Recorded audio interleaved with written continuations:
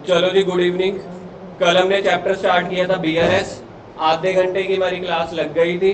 अभी of recording में गलती से इतना सारा भाषण दे गया तो 1 मिनट का दोबारा से दे रहा हूँ। चैप्टर का लिंक है क्या कहते हैं, कैश बुक के साथ, जो पिछला हमारा चैप्टर हुआ है। उससे पीछे किसी ने अगर ये चैप्टर नहीं कर रखा, मतलब पिछले चैप्टर नहीं कर रखे, जर्नल, ट्रायल बैलेंस, लेजर, उसका इस चैप्टर के आने ना आने से कोई लिंक नहीं है। ये चैप्टर समझने के लिए, बैंक रिकंसिलेशन बीआरएस चैप्टर समझने के लिए आपको एक ही चैप्टर आना चाहिए था, कैश बुक, जो आपको उम्मीद है आता है। ये नहीं है कि बहुत अच्छे से आना चाहिए, मतलब ठीक ठाक भी आता हो 50-60% तब भी ओके है। तो इस वजह से मैंने कल क्लास में पहले कैश बुक समझाया था 5-7 मिनट का, उसके बाद इस चैप्टर के ऊपर आया था। कल कुछ बेसिक्स मैंने आप लोगों के साथ डिस्कस किए थे, कुछ बेसिक्स यानी कि 15-20%। आज वो वाले बेसिक्स समराइज में रिवाइज करा दूंगा एक समरी फॉर्म में, लेकिन कल जितनी भरपाई नहीं हो पाएगी क्योंकि कल मैंने डिटेल में करवाई थी। फिर भी आज एक छोटी सी समरी करा दूंगा ताकि मेरे को अगले टॉपिक समझ आ सके। अब जिसने ये चैप्टर समझना है, आज की क्लास सबसे ज्यादा खास है और आने वाली कल वाली क्लास, ये दो क्लासेस अगर किसी ने लगा ली तो इस चैप्टर के पूरे पूरे बेसिक्स समझ आ जाएंगे। हो सकता है तब तक चाहे हमारे प्रैक्टिकल क्वेश्चन स्टार्ट ना हुए हों, लेकिन आपको पूरे चैप्टर के जो बेसिक फंडामेंटल्स है ना, वो आज की क्लास में कवर हो जाएंगे ऑलमोस्ट। जो अगर कुछ बच गए, स्पीड हमारी स्लो रही, डिटेल में मैंने ज्यादा कराया, तो कल वाली क्लास में कवर हो जाएंगे। उसके बाद आप चाहे 5 छुट्टियां लो चाहे 8 छुट्टियां लो, उसके बाद क्वेश्चन समझाने के लिए मेरे को 10 मिनट चाहिए। लेकिन अगर कोई बच्चा आज नहीं आता या कल नहीं आता, उसके बाद 10 दिन लगातार आता है, तो याद रख लेना उससे मे भी क्वेश्चन सोल्व हो रहे हो, लेकिन उसके कॉन्सेप्ट क्लियर नहीं होंगे। तो उसको लगेगा बीआरएस चैप्टर जो आप लोग सीख के आते हो कि मुश्किल है या थोड़ा ट्रिकी है, तो फिर लगता रहेगा। अगर किसी को आसान समझना है, आसान बनाना है, तो उसके लिए आज की क्लास 80%, आने वाली कल की क्लास 20% इंपॉर्टेंट है। ट्राई करूंगा आज थोड़ा सा डिटेल कम बनाऊं और ज्यादा से ज्यादा कवर अप कर लूं सिलेबस क्या है। कल हमने चैप्टर देखा था बीआरएस। बीआरएस चैप्टर का लिंक है कैश बुक के साथ। बीआरएस का मतलब होता है बैंक रिकंसिलेशन स्टेटमेंट। ये एक स्टेटमेंट बनाई जाती है जिससे बिजनेस का जो बैलेंस है वो बैंक के साथ मैच किया जाए। कैसे? हर बिजनेसमैन का ना किसी ना किसी बैंक में अकाउंट होता है जिसको बोलते हैं करंट अकाउंट। अगर कोई हाउस होल्ड है, जैसे कि समझ लो मेरे मदर हो गए, उनका अगर बैंक में अकाउंट है तो उसको बोलते हैं सेविंग अकाउंट। दो तरह के अकाउंट होते हैं। बिजनेसमैन को कौन सा अकाउंट खुलवाना पड़ता है? Current account. बाकी बंदों को सेविंग अकाउंट। तो जो बिजनेस में ट्रांजैक्शंस होती हैं, बिजनेस में जो ट्रांजैक्शन होती हैं, जरूरी नहीं है कैश में हो।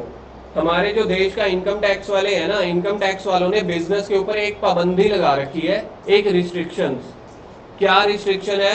कि आप एक बिजनेस दूसरे बिजनेस के साथ, ये लाइन आप लोगों को कभी सुनने के लिए भी नहीं मिलेगी, खैर आपके स्कूल टीचर का तो मैं क्या ही बोलूं।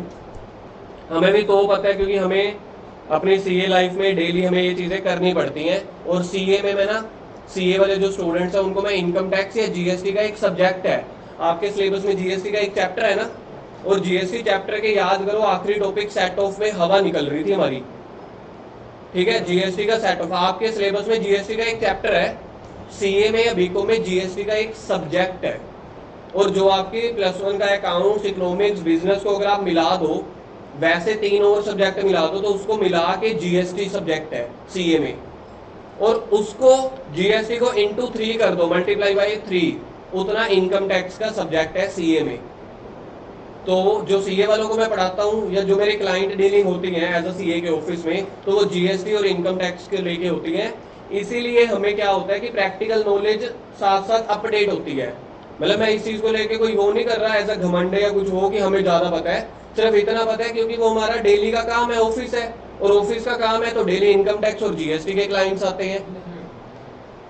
सीए में होते हैं कुल मिला के 18-19 सब्जेक्ट, 16-17 होते हैं। अब होता क्या है इनकम टैक्स में ना, देखो एक एक पॉइंट है कि अगर एक बिजनेस दूसरे बिजनेस के साथ कोई डीलिंग कर रहा है, एक बिजनेस दूसरे बिजनेस के साथ कोई डीलिंग कर रहा है, सर वो कैसे? जैसे समझ लो मेरी अगर कोई दुकान है तो मेरे को कहीं ना कहीं से तो सामान खरीदना पड़ेगा तभी बेचूंगा।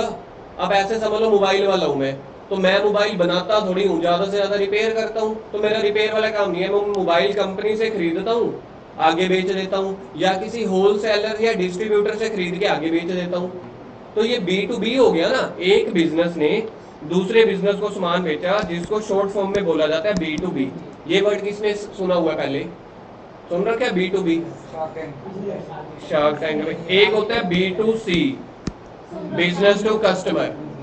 तो जब B2B की जब सेल परचेज हो रही होती है ना, तो इनकम टैक्स कहते हैं कि बिजनेस टू बिजनेस की जो भी ट्रांजैक्शन होगी ना, जो इसको ये पैसे देगा, ये पैसे कैश में नहीं दे सकता। अगर कैश में देने हैं तो मैक्सिमम कैश 10,000 पे ही दे सकते हैं, इससे ज्यादा नहीं। तो आप सोच के देखो, एक मोबाइल वाला है, उसने आईफोन बेचना है, सस्ता एवरेज आईफोन भी 50-60 हजार का तो आता ही होएगा। अब लड़ने मत लग जाना, MRP कहीं आप लोग बताने लग जाओ मेरे को, मैं एक जनरल बात कर रहा हूँ। अगर एक मोबाइल 50-60 हजार का है, क्या कोई एक मोबाइल वाला एक मोबाइल रखता होगा अपनी दुकान पे? ओप्पो, वीवो, सैमसंग, फलाना ये मोबाइल भी रखता होगा। अगर उसको 15-20 भी मोबाइल चाहिए हो तो उसको कम से कम 15-20 लाख रुपए की इन्वेस्टमेंट चाहिए, 10-15 लाख की। तो जब हम मोबाइल खरीदते हैं या कोई भी सामान खरीदते हैं तो पैसा तो देंगे सामने वाले को। इनकम टैक्स कह रहा है भारत का, भारत इनकम टैक्स, कि आप एक बिजनेस दूसरे बिजनेस को 10,000 रुपए से ज्यादा कैश दे ही नहीं सकते। सर ऐसा क्यों? क्योंकि कैश काला बाजारी, ब्लैक मनी जिसको बोलते हैं, वो प्रमोट करने का सबसे बढ़िया साधन होता है, क्योंकि कैश ट्रेस नहीं हो पाता। इसलिए जब आप मूवीज देखते हो कभी टेररिज्म वाली या कोई ड्रग्स वाली, स्मगलिंग वाली, तो उसमें वो सूटकेस में पैसा आ रहा होता है या बड़े बड़े बैग्स में आ रहा होता है ना कैश। तो 2 नंबर के काम को बोलते हैं कैश, 1 नंबर के काम को बोलते हैं बैंक में। तो बिजनेस इनकम टैक्स या गवर्नमेंट ने क्या बोला, आप कैश में डीलिंग कर सकते हो मैक्सिमम 10,000 की। सर इसका मतलब जो एक मोबाइल हम खरीद रहे हैं आगे बेचने के लिए, हम मतलब एक मोबाइल की कॉस्ट भी अपने कंपनी वालों को कैश नहीं दे सकते? जी नहीं। लेकिन सर हम तो मार्केट में देखते हैं, हमारे पेरेंट्स की दुकान है, वो तो 50-50 हजार रुपए इकट्ठा दे देते हैं अपने होलसेलर को। समझ लो किसी की किराने की दुकान है, उसने 50-60 हजार का माल भरा, सर हम तो देखते हैं पापा ऐसे नोट गिन के दे रहे होते हैं। तो समझ लो वो सारा काम 2 नंबरी है।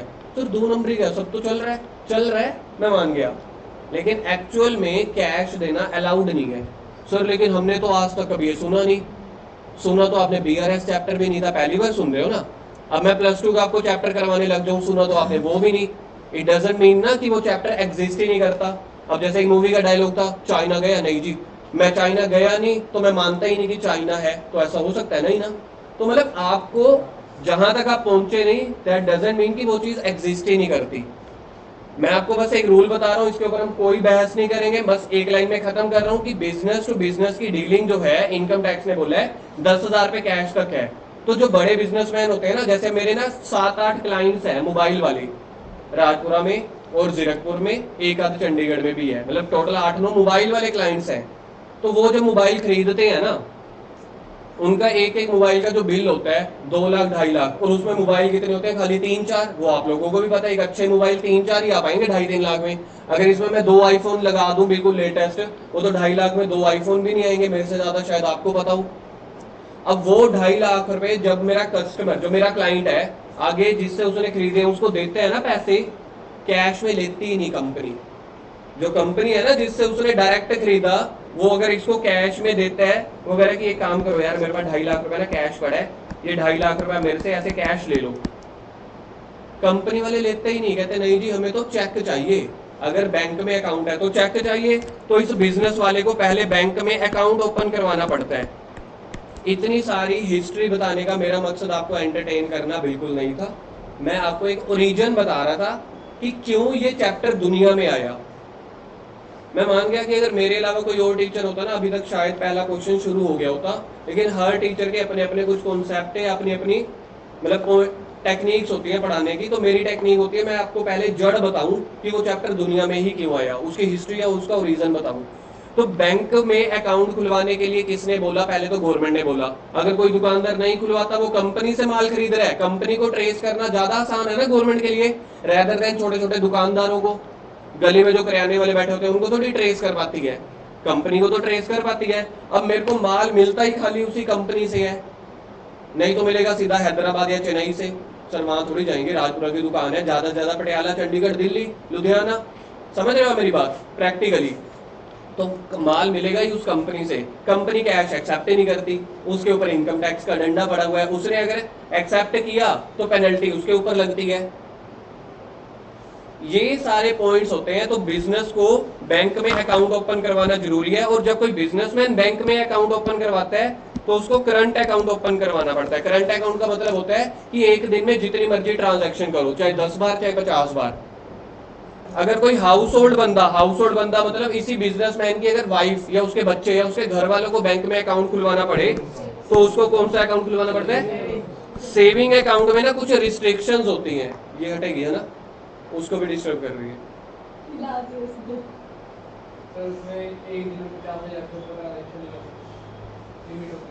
एक मिनट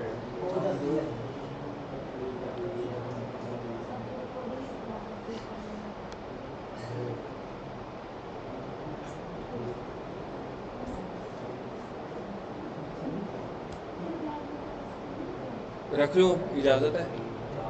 बताओ, नहीं तो सीट चेंज कर लो, उधर सीट खाली है। अगर बार बार लगेगा तो बस मेरे को डिस्ट्रैक्शन ना हो, क्योंकि आप उसको भी कर रहे हो, मेरे को होगी तो पूरी क्लास को होगी, ऑन कैमरा भी होगी।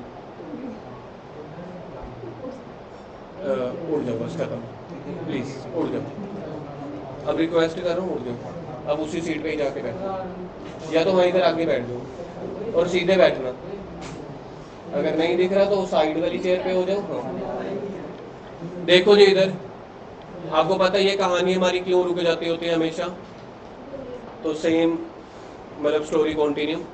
तो बिजनेसमैन को करंट अकाउंट ओपन करवाना पड़ता है। बिजनेसमैन के अलावा सेविंग अकाउंट, दोनों में डिफरेंस बता देता हूँ। सेविंग अकाउंट में ना मंथली ट्रांजैक्शन रिस्ट्रिक्टेड होती है। लाइक आप रोज की 15-20 ट्रांजैक्शन ही करवा सकते। बैंक वालों का फोन आ जाता है, भाई साहब आप तो बिजनेस चला रहे होगे ना, वरना सेविंग अकाउंट में कभी कभार पैसा जमा करवाते हैं, निकालते हैं। तो इसलिए बिजनेसमैन को कौन सा अकाउंट ओपन करवाना पड़ता है? Current account. तो करंट अकाउंट खोलने के लिए बिजनेस के ऊपर जिम्मेवारी पहली डाली सरकार ने, दूसरी डाली इनकम टैक्स ने। सर इनकम टैक्स सरकार नहीं होती? नहीं, सरकार के अंदर काफी मिनिस्ट्रीज होती हैं, तो उसमें से एक मिनिस्ट्री होती है इनकम टैक्स वाली, फाइनेंस मिनिस्ट्री, मतलब डिपार्टमेंट हो गया। तो एक आपको इनकम टैक्स ने बोला अकाउंट खुलवाओ, दूसरा बोला सरकार ने, तीसरा आपकी उस कंपनी ने जहां से आप माल खरीदने गए। तो इसलिए बिजनेस को क्या करवाना पड़ा? बैंक में अकाउंट भी ओपन करवाना पड़ा, क्योंकि उसी के थ्रू चेक मिलेगा, चेक देंगे। पहले आपको ये ओरिजिन समझ आ गया? तो बैंक को अकाउंट, बैंक को नहीं, बिजनेस को बैंक में अकाउंट ओपन करवाना क्या है? मैंडेटरी है। अब एक बिजनेस दूसरे बिजनेस के साथ जैसे ही ट्रांजैक्शन कर रहा है, सबसे पहले आप ये सोचो ये बिजनेस है जी। बिजनेस कौन सी? एक तो बुक बनाता है, एक बिजनेस बनाता है, कल हमने सीखा था कैश बुक, ये हमने चैप्टर भी सीखा था। और कैश बुक में आप लोगों ने सीखा था कैश बुक के दो साइड होती हैं, एक डेबिट साइड, क्रेडिट साइड। किस तरफ पैसा आता है? मतलब अगर मुझे पैसा मिल रहा है रिसीप्ट, तो वो डेबिट साइड लिखा जाएगा। अगर पैसा जा रहा है, पैसा जाने को बोलते हैं पेमेंट, वो क्रेडिट साइड लिखा जाएगा। और कल मैंने आपको दिखाया था कैश बुक का एक फॉर्मेट, कैश बुक का ये फॉर्मेट है जो आप लोगों ने सीख लिया, जिसके डेबिट साइड और क्रेडिट साइड है। येलो हाईलाइट याद है कल मैंने क्यों बताया था? इस चैप्टर में सिर्फ और सिर्फ बैंक कॉलम की बात होगी, यानी कि चेक की। मैंने अभी भी आपको समझा दिया, कैश से तो कोई लेना देना ही नहीं है, सारी कहानी अभी के अभी समझा दी। बैंक से लेना देना है। फॉर एग्जांपल, अब फर्स्ट एंट्री देखो, मैंने सामान बेचा जब कस्टमर को, उसने मेरे को कैश नहीं दिया, मैं ये अज्यूम कर रहा हूं उसने मेरे को चेक दिया। अब चेक दिया, चेक को मेरे को जमा करवाने कहां जाना पड़ता है? अपने बैंक में।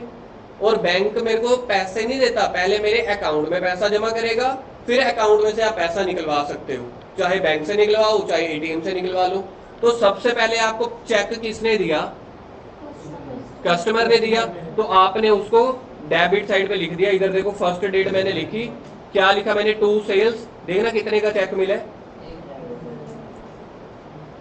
1000 रुपए का मेरे को ये देखो चेक मिल गया। तो मैंने कहां पे लिख दिया? डेबिट में। कैश बुक के डेबिट में चेक मिला है, तो जब चेक मिला है तो बैंक कॉलम में लिखा, ठीक है ये कैश। मैंने देखो सामान बेचा, कितने का सामान बेचा? 1000 का। कस्टमर ने मेरे को चेक दिया या कैश दिया?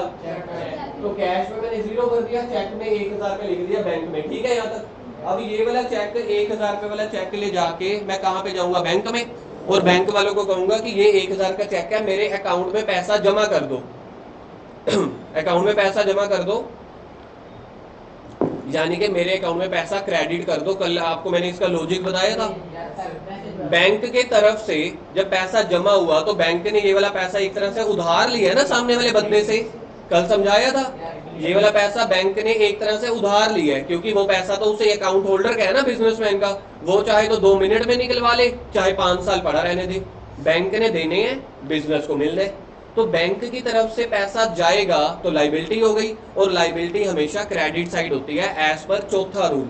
फोर्थ रूल होता था एडिशनल या मॉडर्न रूल, जो कहता था debit all assets, credit all liability. Total 4 तरह के रूल्स होते हैं। फोर्थ रूल का नेम होता है मॉडर्न रूल।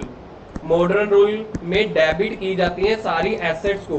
ये मैंने ट्रायल बैलेंस में भी सीखा था रूल्स में, debit all assets, credit all liability. अब आप इसको बैंक के पॉइंट ऑफ व्यू से सोच के देखो, बैंक में पैसा जमा हुआ, अकाउंट होल्डर का जमा हुआ है ना, अब वो चाहे 1 घंटे बाद निकलवाने चला जाए, बैंक को देने पड़ेंगे। बैंक कभी भी, आप लोगों में से कौन किसने बैंक विजिट किया हुआ है? तो इतने सारे जने गए हुए हो। अगर किसी के अकाउंट में एक बड़ा बेसिक क्वेश्चन पूछता हूँ, अगर किसी के अकाउंट में बैंक में पैसे हैं और आप पैसे निकलवाने गए, आज तक कभी किसी बैंक ने मना कर दिया भाई हम नहीं देते? ऐसा नहीं होता ना, वो आपके अकाउंट है, बैंक के पास तो एक तरह से जमा है। तो देखो आप समझ सकते हो ऐसा डाउट किसका आ सकता है। अभी हेमंत थोड़ा सब्र रख, वो वाला टाइम दूंगा मैं 2-3 मिनट का। तो बैंक कभी आपको डिनाई नहीं कर सकता, आपका पैसा बैंक को देना पड़ेगा, बैंक के लिए लाइबिलिटी है। और लाइबिलिटी देखो मॉडर्न रूल क्या बोल रहा है, मॉडर्न रूल बोल रहा है क्रेडिट ऑल लाइबिलिटीज। इसलिए जो बैंक में आपका पैसा जमा होता है ना, डिपॉजिट, वो क्रेडिट होता है।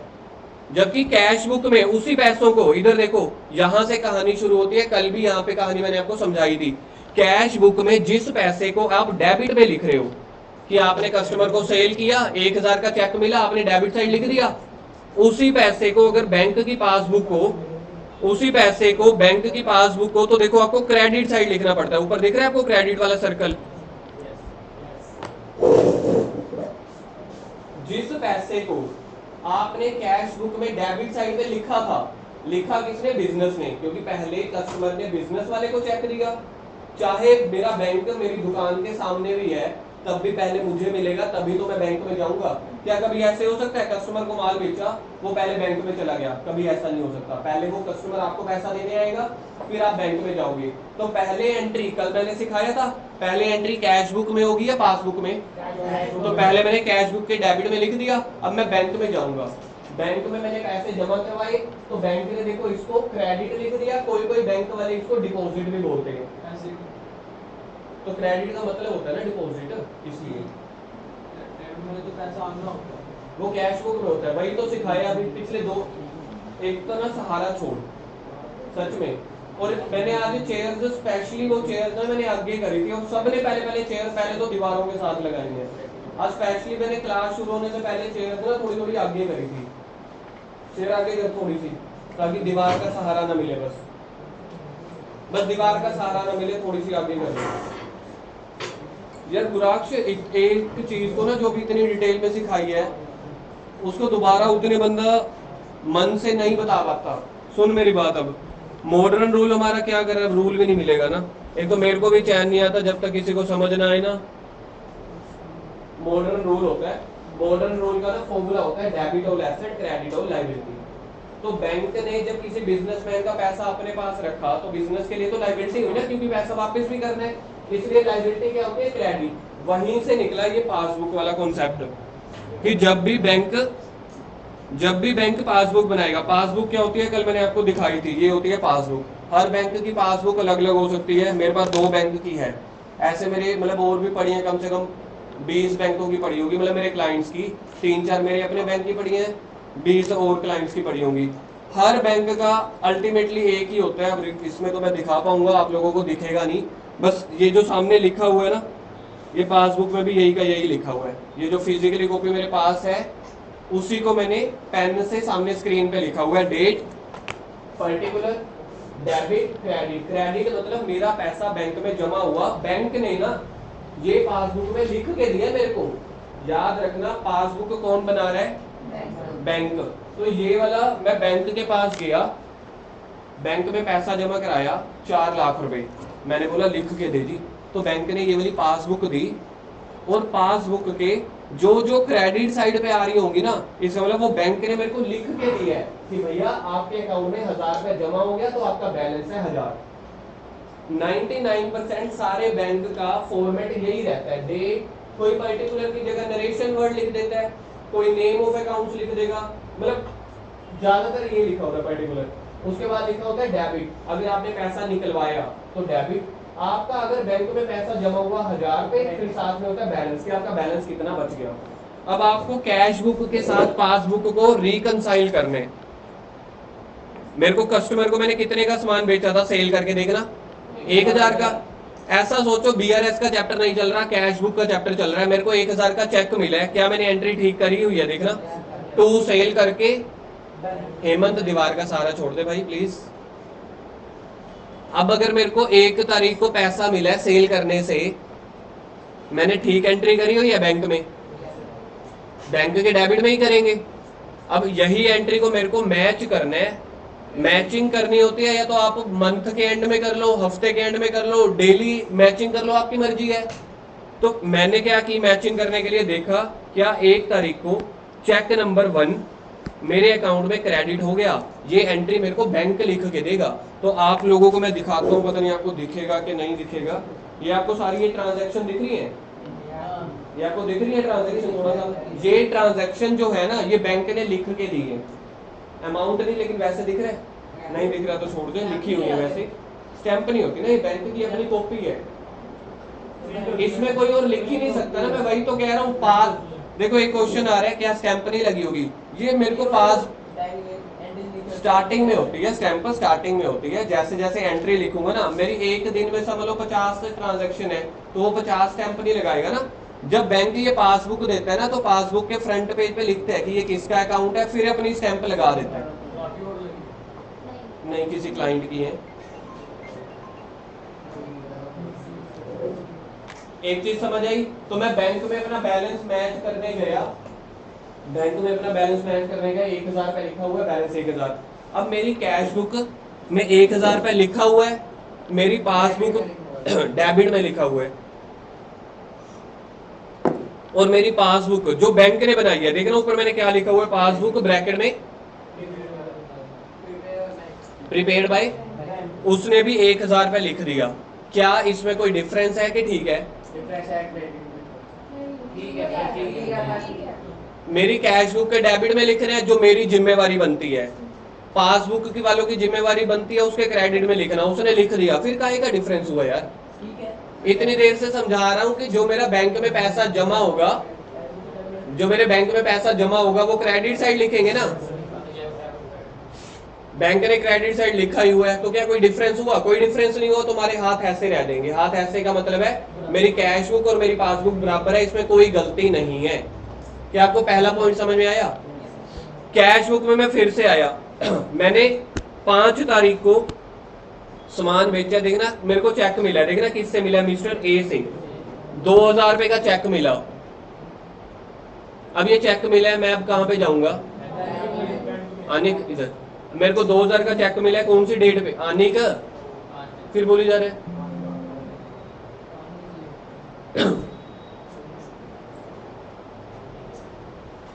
है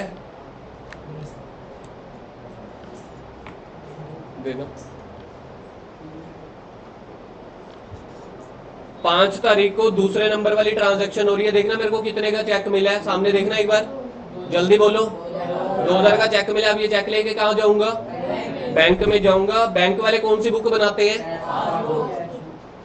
बैंक वाले कैश बुक बनाते हैं, तो फिर बिजनेस कौन सी बुक बनाता है? Cash book. बैंक कौन सी बनाता है? तो मैं सेकंड वाली, मतलब 5 तारीख वाली एंट्री, जिसका चेक नंबर फॉर एग्जांपल मैंने मान लिया 404 है, बैंक ने देखो पैसा जमा किया हुआ है 2000 रुपए, बैंक ने पैसा जमा किया हुआ है। कार की चाबी उधर ही पई हुई, इधर टेबल पे देख ले, इधर नहीं होगी, नीचे टेबल के ऊपर देख ले। देखियो मोक्ष दिखती है यहाँ स्कैनर के आसपास गाड़ी की चाबी।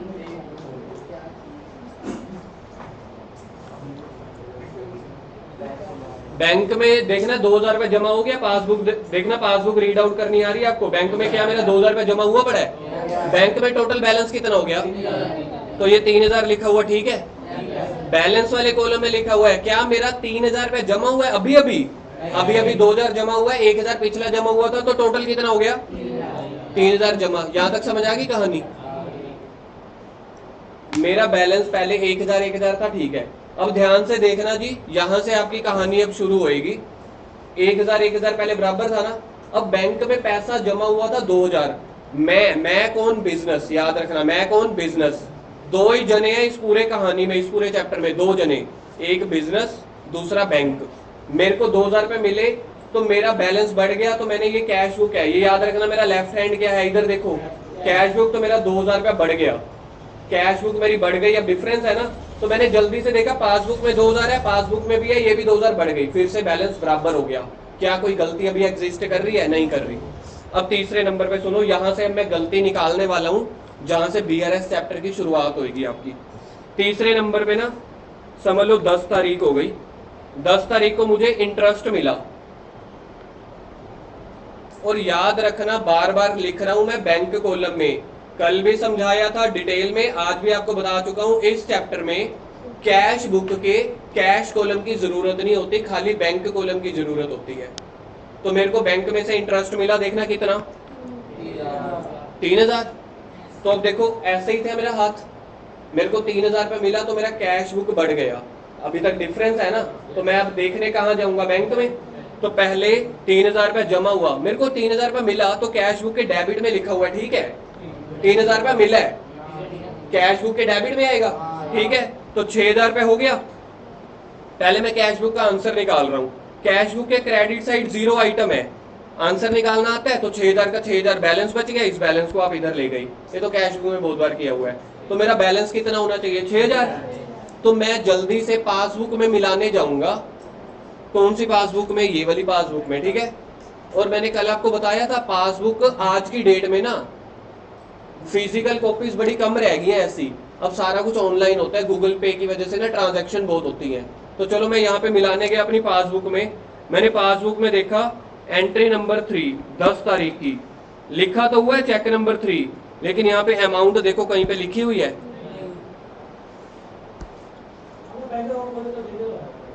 क्या क्या क्या देते हैं, हाँ देते हैं। और मैंने ये कहा है कि आजकल ना ट्रांजैक्शंस की ना वॉल्यूम, ट्रांजैक्शन बहुत सारी हो जाती है गूगल पे की वजह से, तो 2-3 दिनों की ट्रांजैक्शन में ही पासबुक भर जाती है। तो बैंक वाले आजकल क्या करते हैं, ऑनलाइन दे देते हैं या प्रिंट निकाल के दे देते हैं बड़े पेज पे, वो भी दिखाऊंगा, सारा कुछ है पड़ा मेरे पास। अब मेरे को देखो मेरे 3000 पे कहाँ पे जमा हुए थे, कैश बुक में। क्या मैंने कैश बुक में 3000 की एंट्री मार दी है, देखना एक बार। यहां तक कौन अपडेट है कि मैंने कैश बुक में 3000 की एंट्री कर दी है, और मेरा बैलेंस कितना निकल गया कैश बुक का, बैलेंस मतलब पूरे महीने का मिला के 6000 बन गया। अब मैं देखने गया कि पासबुक में भी 6000 रुपये पड़ा होना चाहिए ना, हेमंत तो समझ नहीं आएगा ऐसे, मेरा पासबुक में भी 6000 रुपये पड़ा होना चाहिए। तो मैं जल्दी से 10 मिनट के बाद लगा लो, या दिन के एंड में, या जितने बजे मर्जी। ये एक्चुअल में ना पासबुक आजकल ऑनलाइन जनरेट हो जाती है, जो मैंने कल आपको दिखाई भी थी, वो इसके बाद दिखाऊंगा। तो मैं ऑनलाइन मिलाने गया, या ये वाली पासबुक में मैच करने गया, क्या 6000 रुपये हैं, यहाँ पे देखा, यहाँ पे तो 1000 की एंट्री हो रखी है, ठीक है जी, 2000 की एंट्री हो रखी है, तो टोटल 3000 हो गए, लेकिन 3000 की तो एंट्री यहाँ पे देखो मिस है ना।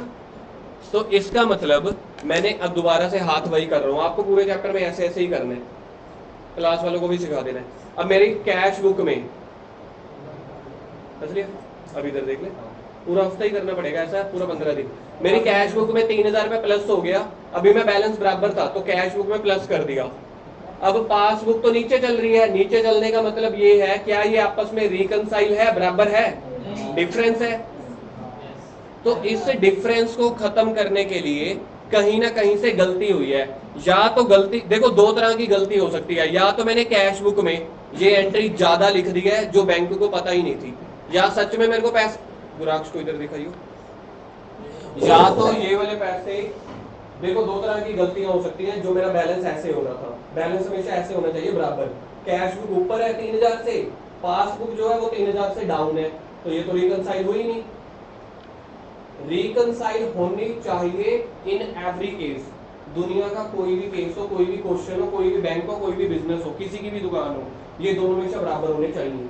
अब बराबर है नहीं तो मेरे को इसके लिए गलतियां ढूंढनी पड़ेंगी। गलतियां दो तरीके से हो सकती हैं। या तो मैंने कैश बुक में ये एंट्री फालतू लिख दी है, यही हो सकता है।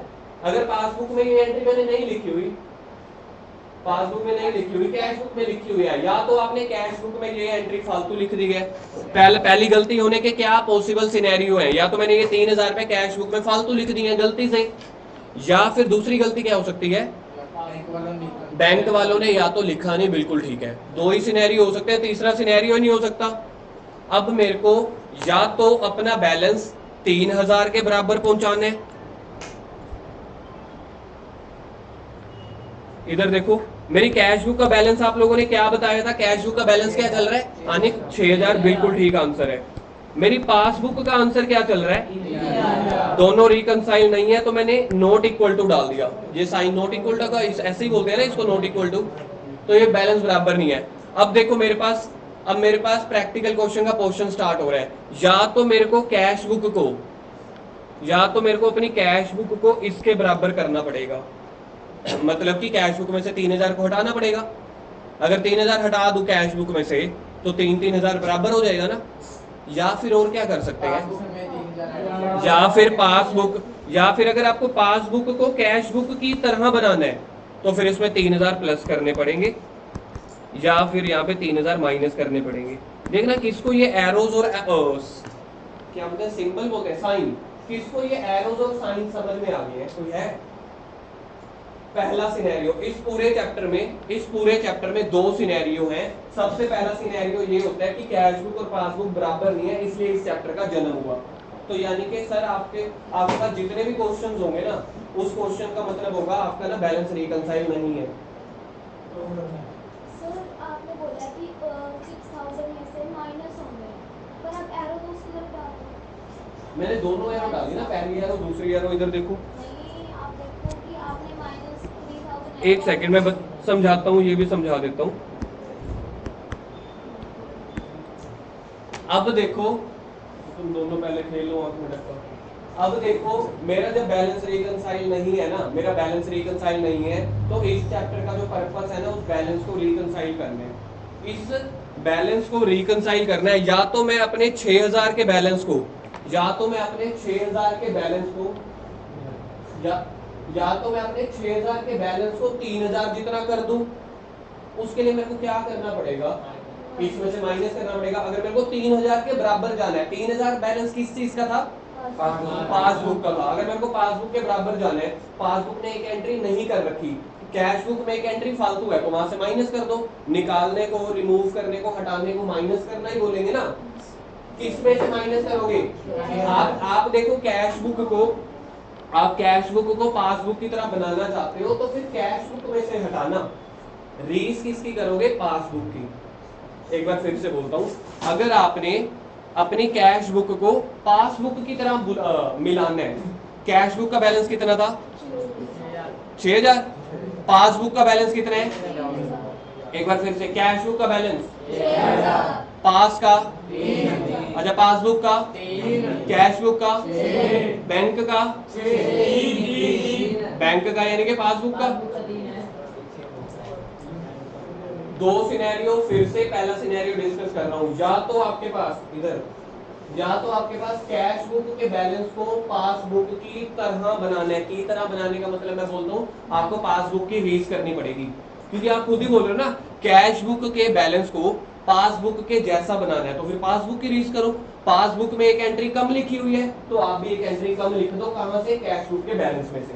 कैश बुक का बैलेंस उठाओ, एक बार देखो मैं आपको बताता हूँ ये कैसे लिखा जाता है। इसके लिए एक तीसरी स्टेटमेंट का जन्म हुआ। पहली स्टेटमेंट कौन सी थी, पहली स्टेटमेंट थी कैश बुक जो बिजनेस बना रहा है, दूसरी स्टेटमेंट कौन सी थी, पासबुक जो बैंक बना रहा है। दोनों को रिकंसाइल करने के लिए एक तीसरी स्टेटमेंट बनानी पड़ी मेरे को, जिसको नाम दिया गया BRS, बैंक रिकंसिलेशन स्टेटमेंट। मैं अपने बैलेंस को बैंक की तरह रिकंसाइल करना चाहता हूं एक अलग से पेज पे। मैंने एक बना दी, देखो कैश बुक, एक बना दी मैंने कैश बुक, एक बनी हुई है पासबुक। दोनों के बैलेंस रिकंसाइल नहीं है, तो मैंने रफली क्या किया, एक और पेज लिया, फेयरली एक और पेज लिया जिसका नाम चढ़ा दिया BRS, इसमें मैं गलतियां ठीक कर दूंगा। अब गलतियां ठीक करने के लिए BRS मैंने पहला सिनेरियो क्या लिया है कि अगर आप कैश बुक को पासबुक की तरह बनाना चाहते हो, यही कहा था ना, 6000 को 3000 की तरह, तो ऊपर लिखो सबसे पहले बैलेंस। मैं कौन सा बैलेंस ले रहा हूं, कैश बुक का, क्योंकि अभी अभी हमारा डिस्कस हुआ था कि मैं कैश बुक को पासबुक की तरह ले जाऊंगा। कैश बुक का बैलेंस कितना था, ये क्वेश्चन में गिवन होगा। क्या आपको पहला पॉइंट समझ आया कि ये क्वेश्चन स्टार्ट कैसे होगा? ये क्वेश्चन ऐसे ही स्टार्ट होना है, नहीं समझ आया? मैं कैश बुक के बैलेंस को पासबुक की तरह बनाना चाहता हूं, तो कैश बुक का बैलेंस 6000 था, उसी में माइनस करूंगा तभी पासबुक का बैलेंस आएगा ना। तो पहले मैंने उस बैलेंस को लिख लिया कैश बुक वाले को। अब मैं क्या करूंगा, तीसरी ट्रांजैक्शन जो कैश बुक में लिखी हुई है पासबुक में नहीं लिखी हुई, तो इसी में से मैं तीसरी वाली ट्रांजैक्शन का 3000 रुपये माइनस कर दूंगा। या तो इधर से माइनस कर दो या इस तरफ लिख दो, बात एक ही है। हम अभी के लिए इसको छोड़ते हैं, हम अभी के लिए यहाँ पे माइनस कर देंगे 3000। अब मेरा आंसर कितना आ जाएगा, क्या ये 3000 पासबुक का बैलेंस था? तो इसका मतलब है ये बैलेंस है एज पर पासबुक। तो आपने पता है क्या किया, कैश बुक के बैलेंस को खींच के पासबुक के जैसा बना दिया। ये था आपका कॉन्सेप्ट नंबर 1, जहां पे आपने रीस करी है पासबुक की रीस करी है। चेंज तो कैश बुक को किया है ना, कैश बुक का बैलेंस 6000 था, बेचारे का बैलेंस 6000 था, उसमें से तीसरी एंट्री आपने उड़ा दी, लेस करा दी, तो बाकी पासबुक की तरह बन गया। तो जब भी आपको कैश बुक का बैलेंस चेंज करना है ना, तो आपको रीस करनी पड़ेगी अपोजिट वाले की। अब दूसरा भी बताऊंगा। हाँ जी बोलो। पासबुक में क्या कहते हैं, नेगेटिव बैलेंस भी हो सकता है। जब होएगा तब देखेंगे ना, हो सकता है, बिल्कुल हो सकता है। ये तो मेरा क्वेश्चन है, तो इस क्वेश्चन की बात करना। अभी जब होएगा तब मैं समझा दूंगा वो वाला, अभी तो इस क्वेश्चन के हिसाब से करो ना डेटा। जो क्वेश्चन है उसमें लिखा है कि पासबुक, हाँ लिखा होगा। जो एक देखो, एक डाउट जेन्युइन वाला जो भी आया, क्या क्वेश्चन में लिखा होगा कि ऊपर कैश बुक का बैलेंस है, मतलब चेंज कैश बुक को करना है पासबुक की तरह या पासबुक को करना है, वो क्वेश्चन में दिया होगा। अभी मैंने फर्स्ट ऑल्टरनेट लिया है। फर्स्ट ऑल्टरनेट में मैंने पता है क्या किया है, मैंने कैश बुक को चेंज किया है। 6000 कैश बुक का बैलेंस था ना, देखो उसमें से 3000 माइनस नहीं किया, उसको किसकी तरह बना दिया मैंने, पासबुक। तो मैंने रीस किसकी करी है, मैंने रीस करी है यहाँ पे पासबुक की तरह, तभी तो मेरा लास्ट आंसर पासबुक आ गया। दूसरा सिनेरियो, मैं उसी डायग्राम पे आता हूँ पहले। मेरा पहला ऑल्टरनेट हो गया जहां पे मैंने 6000 के बैलेंस को, जहां पे मैंने 6000 के बैलेंस में से 3000 उड़ा के उसको 3000 की तरह कर दिया। सर हो सकता है इस फर्स्ट सिनेरियो में जहां पे आपने 3000 को रिमूव कर दिया, माइनस कर दिया, ये भी तो हो सकता है ना, ये वाली एंट्री बैंक ने ना लिखी हो तीसरी, फिर तो अपने हमारी BRS ही गलत हो गई। सर एक बार फिर से, मैंने 6000 पे मैंने 3 एंट्रियां करी होती कैश बुक में, पासबुक में थी 2। अब मैंने अपनी कैश बुक को पासबुक की तरह बना दिया 3000 रुपए का बैलेंस करके। ये भी तो हो सकता था ना कि ये जो पासबुक है इससे गलती हुई हो, या 3000 इसने ना लिखी हो, तो मेरे को यहाँ पे ये नहीं देखना होता इस चैप्टर में कि गलती कैश वाले की है कि पास वाले की है। मेरे को यहाँ पे तीसरा पेज बनाना है जहाँ पे मेरे को सिर्फ अपना बैलेंस रिकंसाइल करना है बस, चाहे पासबुक की तरह चाहे कैश बुक की तरह, चाहे वो ठीक है चाहे गलत है, एक्चुअल में मायने ही नहीं रखता। मेरे को सिर्फ रिकंसाइल करना है, ना कि एक्यूरेट करना है। एक्यूरेट करने का मतलब होता है गलतियां ढूंढो, कोई गलती अपनी मानता थोड़ी है। तो आप ये समझ लो ये चैप्टर है रिकंसिलेशन का। या तो आपको अपने कैश बैलेंस को खींच के पासबुक की तरह बनाना है, या पासबुक की तरह खींच के कैश बुक की तरह। अभी मेरा पहला कॉन्सेप्ट हुआ है जहां पे मैंने कैश बुक वाले बैलेंस को पासबुक जैसा बनाया। सर दूसरा भी बताओ, अगर मैं 3000 को खींच के 6000 की तरह करना चाहता हूं, यानी कि यहां से दूसरे वाला कॉन्सेप्ट देखो, देखना सेकंड वाली एरो आपको समझ आ रही है, कहां से कहां पे जा रही है, पासबुक से कैश बुक की तरह। यानी कि मेरे को रीस करनी पड़ेगी कैश बुक की, क्योंकि आप पासबुक से मूव होके कहां जा रहे हो, कैश बुक। तो मतलब कैश बुक की तरह आपको रीस करनी पड़ेगी ना। जैसे आप कहते हो कि मेरे दोस्त के पास आईफोन है तो मुझे आईफोन ले दो, तो आपने रीस सामने वाली की करी ना। चेंज किस में कर रहे हो, बंदा चेंज कर रहा है खुद में अपने मोबाइल में, रीस किसकी कर रहा है, सामने वाले की। अब देखो तीसरा पेज वही BRS बनेगी, बैंक रिकंसिलेशन स्टेटमेंट। पहली बुक होती है कैश बुक जो बिजनेसमैन ने खुद बनाई, दूसरी बुक बोलना जो किसने बनाई, तीसरी बुक वो कौन बनाएगा? वो भी हम ही बनाएंगे, बिल्कुल ठीक है। बैंक थोड़ी बनाएगा, बैंक ने तो अपनी ये पासबुक करके दे दी यार। रिकंसाइल नॉर्मली पता है कौन करता है? CA, auditor. हमारा काम होता है रिकंसिलेशन करना। जब मैंने जिंदगी में अपनी पहली रिकंसिलेशन करी थी ना, वही बद्दी वाली कंपनी में जो मैंने आपको बताया, बहुत गालियां खाई थी, बड़ी गालियां, क्योंकि बचपन से मैंने सीखा हुआ था। मेरा फेवरेट चैप्टर है बीआरएस, +1 का मेरा फेवरेट चैप्टर है बीआरएस, क्योंकि ये बड़ा ट्रिकी है, बड़ा इंटरेस्टिंग है, मजेदार चैप्टर है। तो जब मेरे को पहली बार मेरे सर ने बीआरएस बनाने के लिए दी, तो वो मेरे सर ऐसे थे कि कंपनी में इतनी बेइज्जतियां करते थे हम 3-4 जनों की, 3-4 की सभी की, मतलब बेइज्जतियों का मतलब सीधा गालियां देनी शुरू। हाँ, सीधा क्लाइंट बैठा है, मर्सिडीज वाली कंपनी में बैठे थे हम चंडीगढ़, उनके सामने ही, मतलब एक तरह से मैं आपको क्या बोलूं, बोल भी नहीं सकता। चलो अब पहले आप ये सीखते हैं दूसरा ऑप्शन। अगर मेरे को बीआरएस, दूसरा ऑप्शन क्या था? पासबुक को कैश बुक की तरह बनाना। देखना सेकंड ऑप्शन देखो, अब मेरे को यहाँ पे लिखना पड़ेगा पासबुक का बैलेंस, क्योंकि अब आप लोगों ने सेकंड एरो क्या बनाई थी? पासबुक को कैश बुक की तरह बनाना है। पासबुक का बैलेंस कितना था? कार्तिक ने बोला 3000, बिल्कुल ठीक है। ये क्वेश्चन में गिवन होगा सर? बिल्कुल गिवन होगा। यानी कि सर जो बैलेंस गिवन होगा ना, चेंजेस उसमें करनी है, रीज करनी है अपने अपोजिट वाले की। अब मैं अपोजिट मेरा कौन है? पासबुक का अपोजिट कैश बुक। अब कैश बुक में एक ट्रांजैक्शन फालतू करी हुई थी ना, कौन सी? तीसरे नंबर वाली, इंटरेस्ट वाली।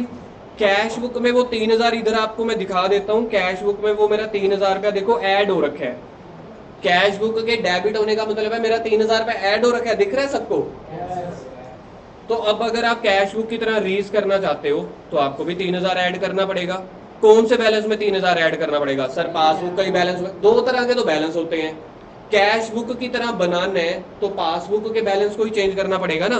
तो पासबुक में आपने लिख दिया 3000 और ऐड कर दिया आपने इंटरेस्ट 3000। ये आंसर कितना बनेगा? अब ये 6000 आंसर हमने किसकी तरह बना दिया? तो नीचे आप आंसर लिखोगे balance as per cash book. Passbook से शुरू किया, कैश बुक पे बना दिया, मतलब जहां से शुरू करेंगे ना उस बैलेंस को चेंज करना होता है, दूसरे की रीज करनी होती है। ये इस पूरे चैप्टर का कॉन्सेप्ट था। अल्टीमेट 80 to 90% आपके कॉन्सेप्ट इसी में कवर अप हो चुके हैं, लेकिन कई तरह की ट्रांजैक्शंस आती हैं। अब जैसे यहाँ पे एक ट्रांजैक्शन, ये यहाँ तक समझ आ गया आपको? अगर मैं ऊपर पासबुक का बैलेंस ले रहा हूं तो किसकी रीज करेंगे? कैश बुक की रीज करेंगे। अगर कैश बुक का लिया होता तो पासबुक की। अब यहाँ पे मैंने आपको कॉन्सेप्ट समझाने के लिए बड़ी इजी ट्रांजैक्शन ली थी, प्लस वाली। यहाँ पे ट्रांजैक्शन माइनस वाली भी तो हो सकती है ना, पैसा जाने वाली। अब मैं आपको एक पॉइंट बताता हूँ। फॉर एग्जाम्पल कैश बुक में, ये कैश बुक है, ये पासबुक है, मेरे को बनानी है बीआरएस। ये कैश बुक है, ये पासबुक है, मेरे को बनानी है बीआरएस।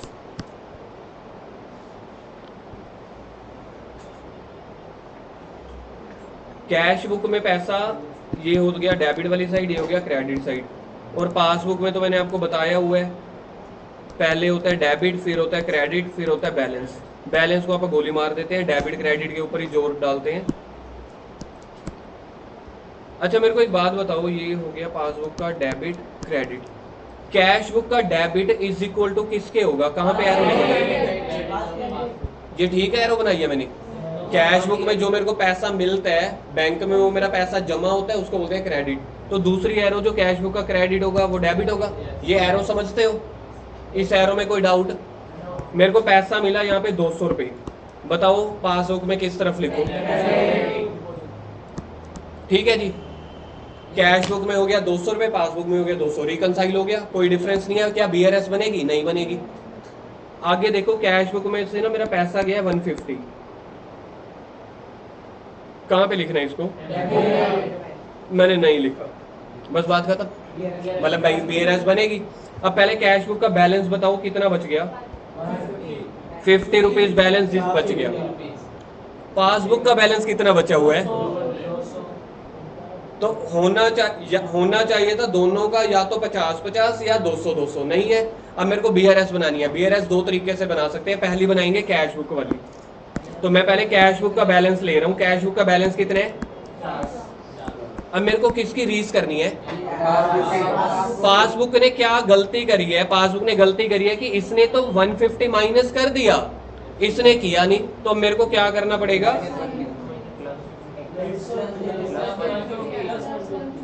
प्लस करना पड़ेगा। देखो मैं आपको बताता हूँ कैसे यहाँ पे बच्चों को डाउट आया होगा। मैंने कैश बुक में 150 क्रेडिट साइड लिखने का मतलब है कि मैंने 200 में से 150 माइनस कर दिया, बाकी बैलेंस कितना बच गया? 50। अब आप देखो ये वाला बैलेंस पासबुक ने तो माइनस किया नहीं, माइनस यानी कि डेबिट वाला, तो आपको रीस करनी है, किसकी? पासबुक की। तो पासबुक ने अगर कोई बैलेंस माइनस नहीं किया, मतलब पासबुक का बैलेंस में ज्यादा चल रहा होगा ना, और हमें साफ साफ दिख भी है। सोच के देखो, एक माइनस वाली आइटम थी जो मैंने पासबुक में नहीं लिखी,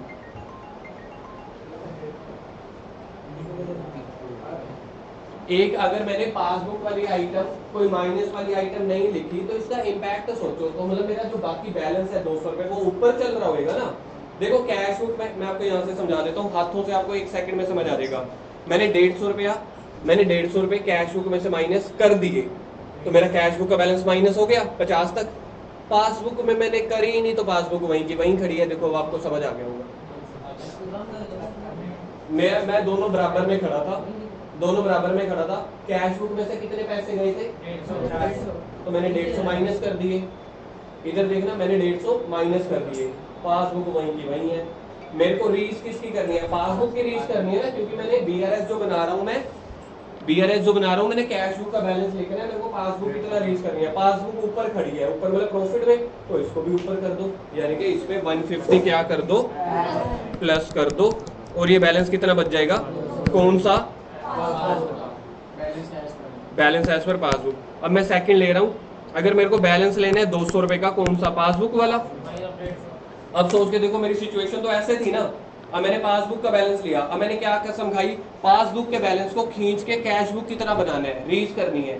तो मैं क्या करूं? कैश बुक नीचे चल रही है, तो पासबुक को कैश बुक की तरह रीच करके इसको भी माइनस कर दो, क्योंकि कैश बुक ने लिख दिया था 150, हम अब लिख देंगे। तो इसमें 150 माइनस कर दो, तो बच गया 50। कौन सा बैलेंस बच गया? ये इस चैप्टर का कॉन्सेप्ट है, ऐसे करना होता है आपको। सर अब आप कह रहे हो कि गलती इसमें नहीं की नहीं है, तो बीआरएस बनाई क्यों नहीं? बीआरएस बना रहे हैं रिकंसाइल, इसका नाम देख के आया बीआरएस, बैंक रिकंसिलेशन। रिकंसिलेशन का मतलब होता है आपको दोनों का आंसर मैच करना है फिलहाल के लिए। गलतियां होंगी फ्यूचर में अपने आप ठीक करते रहेंगे। बैंक नहीं ठीक करेगा। अगर बैंक ने कोई चीज नहीं रिकॉर्ड करी तो हम बैंक को बोल देंगे कि आपने लिखा नहीं, तो आप अपनी एंट्री करो, बैंक भी कर सकता है। बीआरएस हम बनाएंगे बिजनेस, बाकी करेंगे कल।